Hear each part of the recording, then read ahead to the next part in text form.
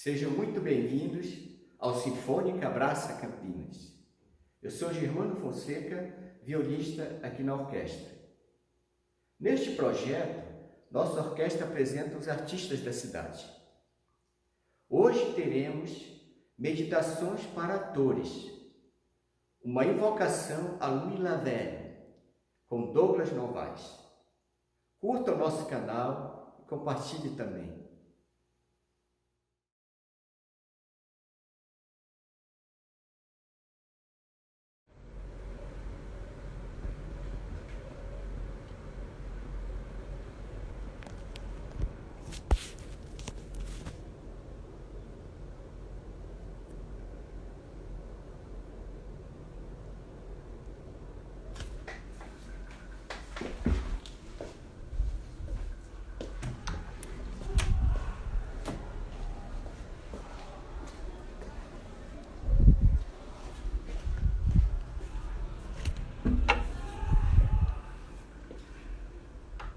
Oi, pessoal.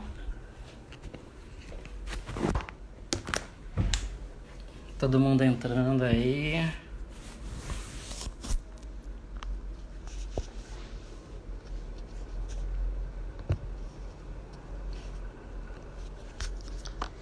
Sejam bem-vindos.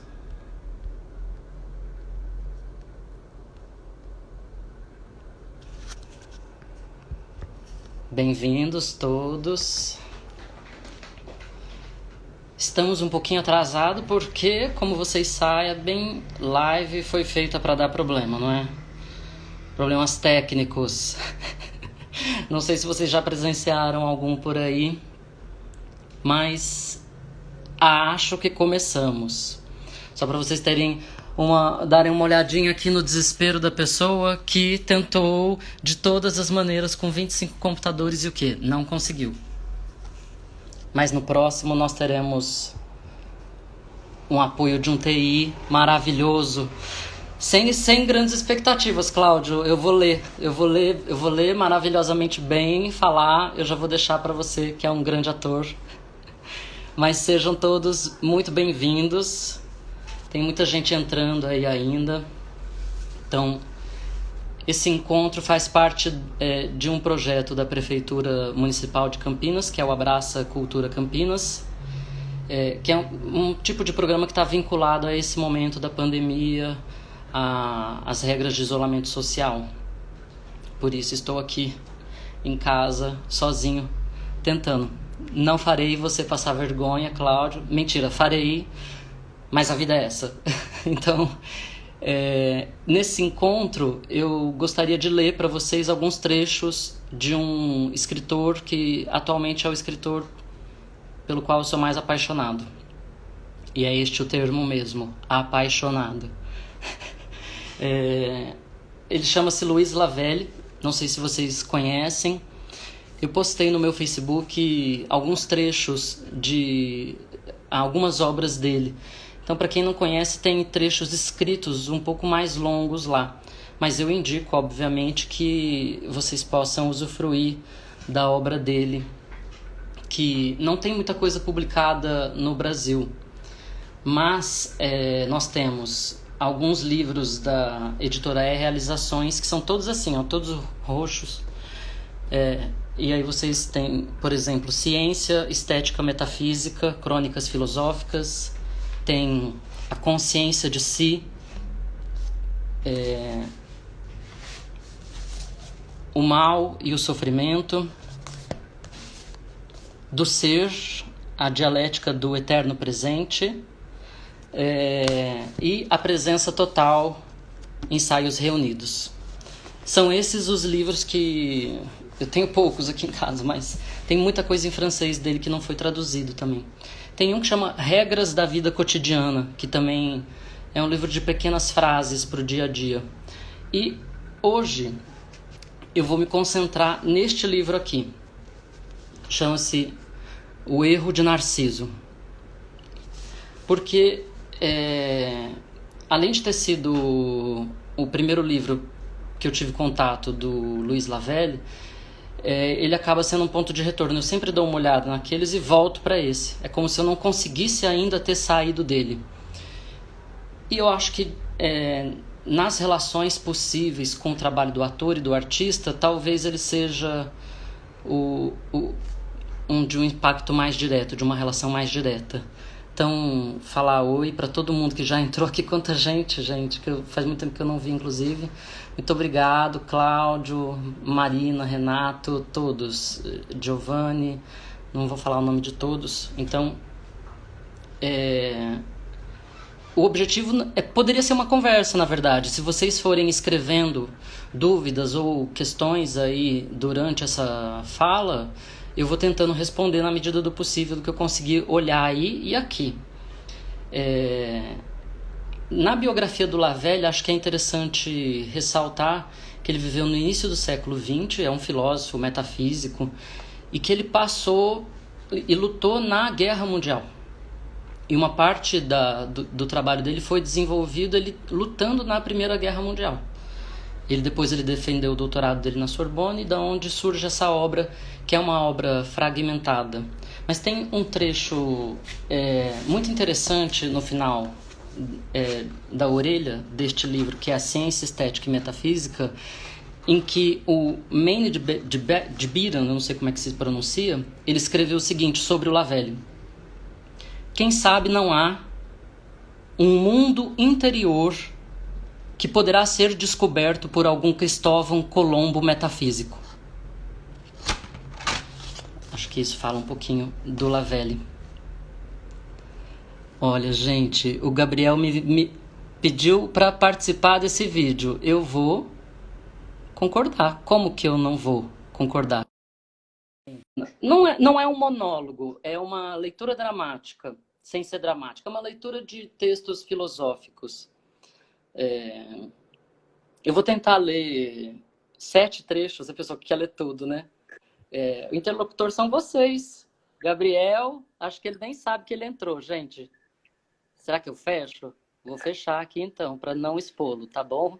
Eu achei que ele estava entrando de propósito.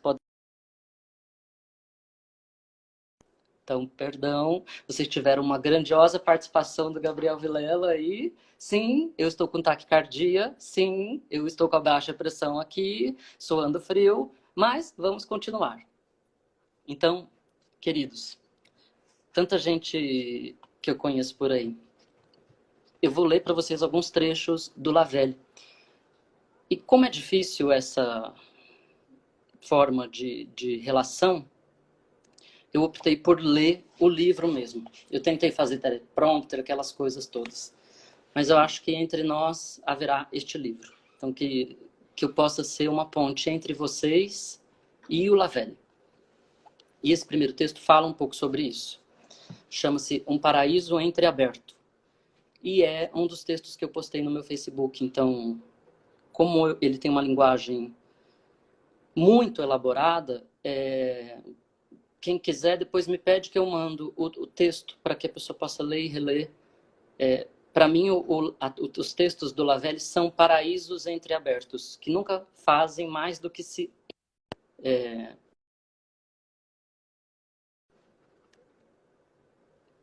Então, é sempre bom voltar a ele. Um paraíso entreaberto.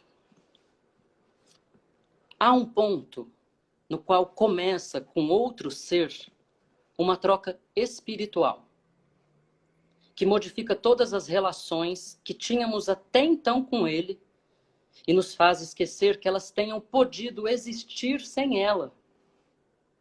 Essa troca espiritual só se estabelece com a descoberta de um mundo em que cada um mostra ao outro o que já estava perto de ver, em que toda a verdade recebe uma claridade interior que a converte em beleza, em que tudo o que é parece se confundir com um desejo que nasce e se completa. Não há nada mais raro do que essa troca. Na maioria das vezes, ela só se produz por relâmpagos, seja com as pessoas que só uma vez, seja com aquelas que nos são mais familiares.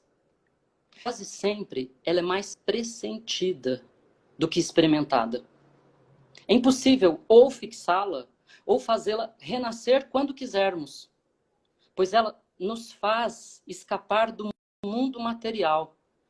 E a vontade não consegue pegá-la, nem aprisioná-la. É um paraíso espiritual, que nunca mais faz do que se entreabrir. Todas as relações que temos com os homens, a equidade, a confiança, a simpatia, só tem sentido se esboçam, anunciam e já nos conduzem a essa troca. O papel delas é buscá-la, mas elas nem sempre a alcançam. Quando existem sem ela, elas estão expostas a todos os perigos, pois dois seres que se aproximam são dois seres estranhos, que à medida que aprendem a melhor se conhecer, se espantam de ser tão diferentes. A individualidade se afirma primeiro, apenas para os dividir. Então começam a aparecer alguns entendimentos e algumas atenções. A ideia de limites destinados a proteger um abrigo inviolável em cada um. Às vezes, uma mútua cumplicidade que aumenta nossa separação em relação a todos os outros. Nos casos mais favoráveis, o sentimento de uma aliança prolonga, sustenta e multiplica a nossa vida própria. Mas, embora haja em todas essas relações um reflexo e já um pressentimento da verdadeira troca espiritual, elas não a substituem. E às vezes até mesmo a impedem de ocorrer. Pois ela não reside nos laços mais ou menos fortes, mais ou menos felizes que o desejo ou a fortuna pode criar entre dois indivíduos. Ela só começa quando eles descobrem uma presença que lhes é oferecida e na qual eles penetram por mútua mediação. Dois seres só podem se reunir no mesmo lugar espiritual. Descobrir outro espírito é descobrir outro olhar que encontra o nosso na mesma luz. Então, acontece de haver uma troca tão pura que é impossível discernir nela matéria alguma. E quando a reflexão a encontra, a comunicação se torna um pouco menos perfeita. Fim da primeira leitura. Bom, este trecho para mim fala sobre encontro. Não vai, Gabriel. Onde não vai? Não está chegando aí? Para quem está aí, está conseguindo acompanhar, esse trecho para mim fala sobre encontro. Não só o encontro do ator, mas o encontro de amor, de paixão. Eu não gostaria de ficar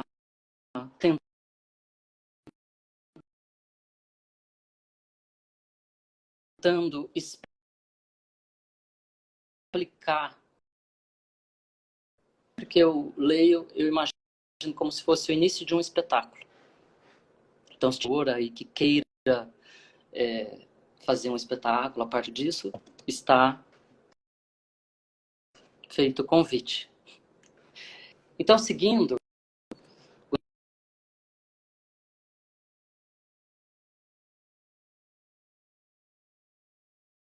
gostariam de fazer algum comentário? Aproveita que agora é a hora. Então, eu estou considerando que sim, tá bom?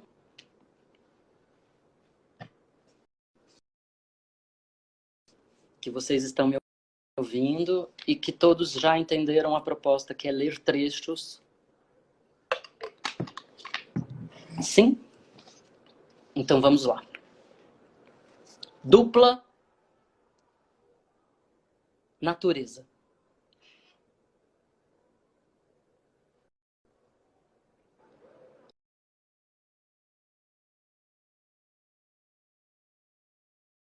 Quanto mais a árvore mergulha suas raízes nas trevas da terra, mais alto sobe a sua folhagem, mais ela estremece com delicadeza nos cimos da luz. E a sua imóvel majestade não é senão um móvel equilíbrio, em que todas as forças da natureza atuam e se contrariam, mas também se correspondem e se contêm com uma certeza interior mais bela que todos os abandonos. Cada um de nós é semelhante à árvore. Enterra no segredo da sua alma os sentimentos mais obscuros, mais profundos. Com frequência também baixos e egoístas, que são às vezes os mais produtivos. Mas o amor mais puro permanece sempre milagrosamente ligado a eles, sem o que a árvore deixaria de ser nossa. E em vez de elevar até o impalpável azul seus ramos mais ousados e frágeis, haveríamos aos poucos se dissipar e se perder. A natureza e a mitologia nos oferecem em toda parte as mesmas imagens. A borboleta é uma lagarta com asas, mas o homem que mais alto se eleva na vida do espírito, eleva até o céu a sua própria lagarta. O centauro, a esfinge, a sereia exprimem igualmente bem de que maneira o homem se ergue sobre um animal ainda provido de garras ou de escamas. Pois o homem é um pessimista. Nisso reside a sua originalidade e o princípio mesmo da sua vocação e do seu destino. Querer fazer dele um Deus ou reduzi-lo a um animal. Ele se assemelha mais ao sátiro, que participa de duas naturezas, não sabendo se o seu desejo mais ardente é elevar o animal até a contemplação da luz divina ou fazer o Deus descer na carne do animal, convertê-la e comovê-la em todos os seus movimentos. A razão do homem, ela própria, uma proporção entre dois instintos. Um instinto animal, que o aprisiona em seus limites. E um instinto espiritual, que o faz esquecer os seus limites. A razão é a altura do espírito e da carne. Ela mantém o equilíbrio dos dois. Liga o espírito ao corpo, que modera o seu impulso. Suspende o corpo ao espírito, que modera a sua queda. Se não houvesse em nós uma dupla natureza, como podíamos escolher o que queremos ser? A liberdade vive dessa ambiguidade.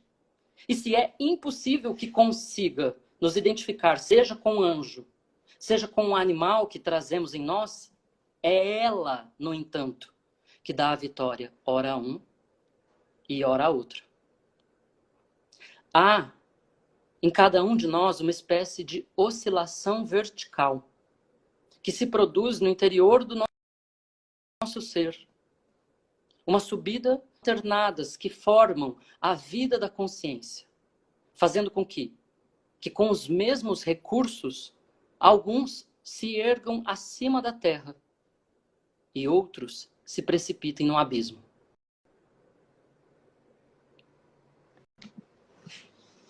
Final do trecho 2.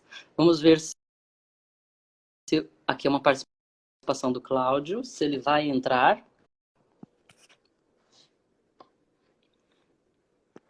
Caso tenham comentários, digam, escrevam e me avisem caso haja problema técnico. Cláudio, Gabriel, estão aí? Estão me ouvindo? Gente, olha lá, ele saiu. Então é assim mesmo, gente. É uma live com interação com ninguém menos do que Gabriel Vilela. Um paraíso entreaberto.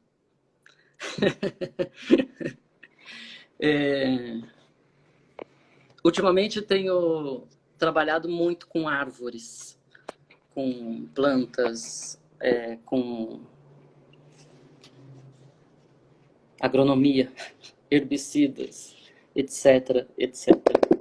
Então, quem está mais próximo sabe o quanto essa imagem para mim é poderosa. Poderosa também no trabalho do ator. Quantas vezes não fiz aulas e ouvi falar, ou mesmo eu dizer, enraiza. Qual seria a palavra correspondente a mexa as suas copas no céu azul? Eu não sei. Mas em raiz a gente ouve muito, né?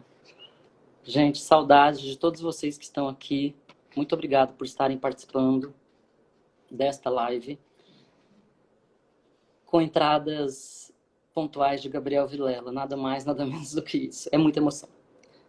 Eu li até agora 2 trechos. Eu não sei se eu conseguirei ler todos, mas eu vou tentar. E eu tentei reuni-los numa determinada ordem. Uma primeira ordem no sentido da descoberta desse autor. E numa parte em que parece que ele está falando o tempo todo de eros, de relação, de uma transformação do eu a partir da relação com o outro. Talvez isso fique mais claro neste trecho. Um trecho que se chama O Pintor e o Retrato.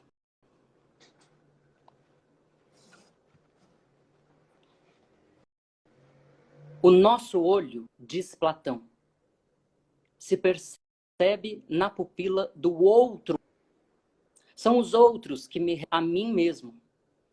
Faço a prova do que penso e do que sinto a partir dos pensamentos e sentimentos que eles não cessam de me mostrar e, por assim dizer, de me propor. E os seus atos. Compreender alguém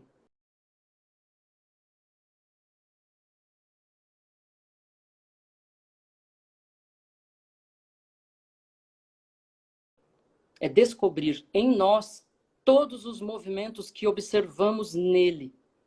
É entregarmos-nos a eles por um momento, de tal modo que, quando pensamos segui-los, é a nós mesmos que nós estamos seguindo.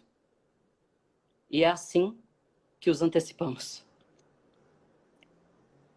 Os seres não podem, de maneira alguma, se conhecer separadamente, mas somente por uma mútua comparação que manifesta entre eles as semelhanças e as diferenças.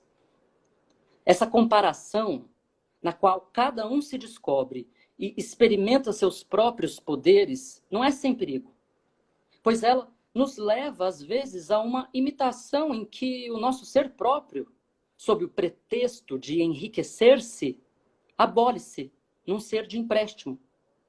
Outras vezes, há um descrédito em que acreditamos nos elevar, rebaixando tudo o que nos falta. Mas todo encontro que fazemos, ao mesmo tempo pelas resistências que provoca, pelo esforço que exige, pela luz que faz nascer, por uma secreta concordância que de repente nos faz pressentir, nos mostra o quanto o conhecimento de si e o conhecimento de outrem se acham misturados. É o que se percebe bem no exemplo do pintor, que ao fazer o seu próprio retrato, ele faz o retrato de um outro. E quando faz o retrato de um outro, faz também o retrato de si mesmo. Pois ele só pode pintar o que ele não é. O que se distingue dele e o que se opõe a ele. Assim ele se obriga, quando pinta, a descobrir o rosto mesmo que os outros veem dele. Mas o retrato que ele faz do outro é uma obra que vem dele e que mostra a todos os olhares que ninguém veria de outro modo. e que é a sua própria visão invisível do mundo. Conhecer-me é, ao mesmo tempo, fazer-me de mim outro e confrontar-me com um outro. Conhecer você é penetrar em mim e redescobrir-me em você. Descubro em você o espetáculo de um ato que só aprendo em mim, no seu exercício puro. Assim, eu nunca busco no outro senão um reflexo de mim, mesmo cujos traços são às vezes inversos e complementares aos meus. Alguns atenuados, outros mais atenuados. Mas ele só tem sentido se sinto em mim essa vida a qual ele dá uma forma. Todos os seres em os outros a sua própria imagem, ao mesmo tempo fiel e infiel, até na solidão. Um personagem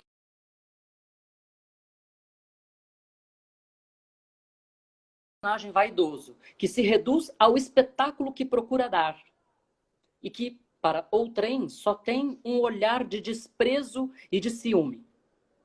Um cheio de timidez e de ansiedade, embaraçado de atrair sobre si. Mas isso porque sente dentro dele outro personagem ainda, mais profundo e mais verdadeiro, que sempre parece lhe escapar e que o personagem que ele mostra não cessa de trair.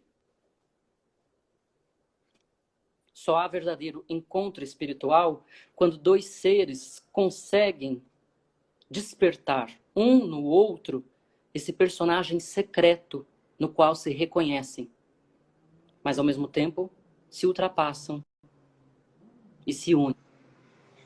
Ninguém busca em outrem, e talvez ninguém lhe perdoe, aquelas emoções muito familiares que o confirmam. A comunicação com o outro ser só pode ser produzida graças a um movimento pelo qual cada um, não pensando mais em si, mas somente no próximo, a fim de ajudá-lo a alcançar uma vida superior, recebe imediatamente dele essa mesma vida que lhe quer dar. Dirão que, como todos os cimos, o da consciência é tanto mais solitário quanto mais alto for. Mas só ele atrai todos os olhares e é capaz de reuni-los. O pintor e o retrato. Ai, pessoas, acho que vocês estão ouvindo-me, né? São trechos de Luiz Lavelle, com a presença do Gabriel Vilela, do Cláudio Fontana, do Silas, João, tantas pessoas que já foram parceiros, amigos. Que bom que vocês estão aqui. Esses trechos, eles são trechos que, para mim, falam diretamente à formação e ao ofício do... Então, em alguns momentos, a linguagem seja excessivamente filosófica, acadêmica, metafísica, mas eu considero a técnica, por um lado, como mágica. Um condicionamento físico. Mas, por outro lado, ela tem a ver com experiência, ela tem a ver com aquilo que aquele ser humano é. Sob um ponto de vista, eu poderia dizer, não se forma um ator sem se reformar um homem. Mas essa reforma, essa restauração, ela mexe nesses conhecimentos, nessas relações. Às vezes essas relações são relações pequenas que a gente sente quando entra numa cena, quer tentar fazer um improviso e não consegue. Como nada no mundo que nos desse apoio. Mas existe uma relação não só com, mas com esses espaços, com esses objetos, realmente no que o Lavelle tenta nos apontar, uma relação com o visível, e que é exatamente exatamente esse invisível que pode reunir dois atores, um ator e um público. Eu não me sinto bem de tentar explanar sobre os textos, porque a grandeza do Lavelle é tamanha que eu prefiro que ele fale. Então, para encerrar essa primeira parte, eu vou ler mais um trecho. Pode ser? Por vocês?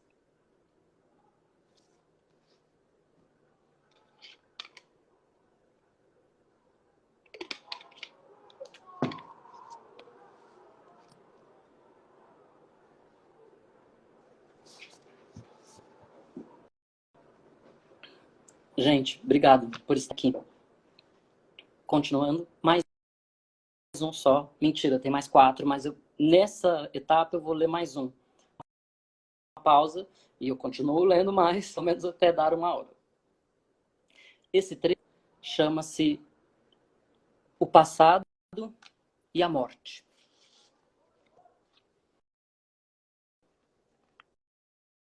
Eu não posso me ver passando-me para o meu próprio passado, isto é, para um ser que eu já não sou mais. Contudo, viver é criar o meu próprio ser, a minha vontade para o futuro no qual eu ainda não sou. E que só será objeto de espetáculo quando eu o tiver não somente atingido, mas já ultrapassado. Ora, a consciência que Narciso quer ter de si mesmo lhe tira a vontade de viver, isto é, de agir. Pois para agir, ele deve parar de se ver e de pensar em si. Ele deve deixar de converter em uma fonte na qual se olha uma origem cujas águas se destinam a purificá-lo, a alimentá-lo e a fortalecê-lo. Mas ele tem demasiada ternura por seu corpo destinado a se dissipar um dia. Por esse passado que lhe foge e que o obriga a correr atrás de uma sombra. Ele é como quem escreve as suas memórias e busca usufruir da sua própria história que ela tenha terminado. Olhar-se num espelho é ver a sua história avançar em sua direção. Ali, ninguém pode ler senão para trás o segredo do teu destino. Narciso, portanto, é punido por sua injustiça, pois deseja contemplar seu ser antes de tê-lo produzido. Ele quer encontrar em si, para possuí-la, uma existência que não é senão enquanto não se exerceu. Narciso se contenta com essa possibilidade. Ele a converte numa imagem enganadora. É nela que faz agora sua morada e não no seu próprio ser. E o erro mais grave que pode cair é que, ao criar essa aparência de si, na qual ele se compraz, ele imagina ter criado o seu verdadeiro ser. É somente na medida em que avança na vida que o homem começa a ser capaz de se ver. Então ele se volta, mede o caminho percorrido e nele descobre o vestígio dos seus passos. A origem na qual Narciso se mira só é crepúsculo. Nela, ele só pode olhar uma forma que se esfuma próxima do declínio. No instante em que ele mesmo vai ser também. Então, seu ser e sua imagem se assemelham e acabam por se conhecer.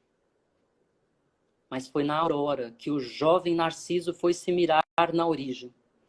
Buscou olhar o que não deveria ver.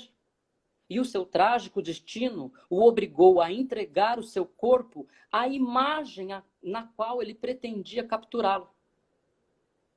Agora, ele não pode mais que se unir a essa estéril efígie.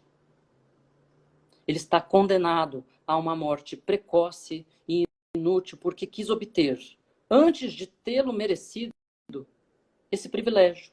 Só a morte pode dar ao homem. Contemplar dentro dele a sombra no instante e no momento em que cumpriu.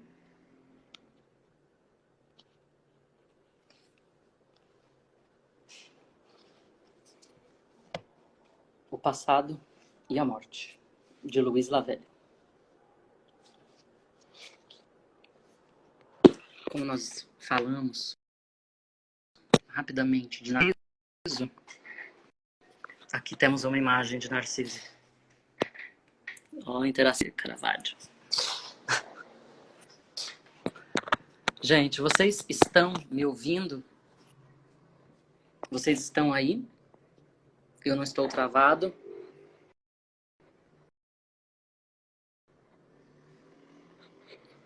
Veio um coração, então eu estou acreditando que sim.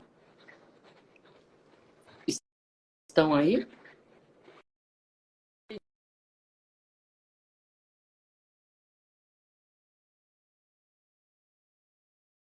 Internet maravilhosa. Esses jovens. Falem para mim. Estamos ouvindo. Aê, Brasil. Muito obrigado pela participação. Até agora eu li trechos. Então, se alguém que ouviu esses trechos comentar alguma coisa, fique à vontade. Para mim é uma alegria poder compartilhar esses trechos. Só isso para mim já é o suficiente. Então, todas as ações, os pequenos textos para os atores, para a formação do ator, para a formação do artista, vocês, tá bom?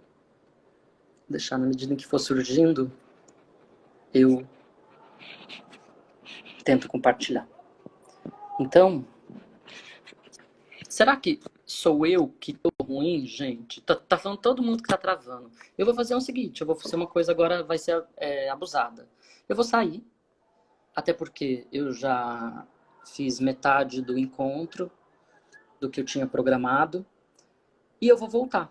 Então, vocês estão convidados a clicar novamente naquele negocinho que eu não sei qual é, mas que faz a gente entrar nas lives. Tá bom? Então, muito obrigada.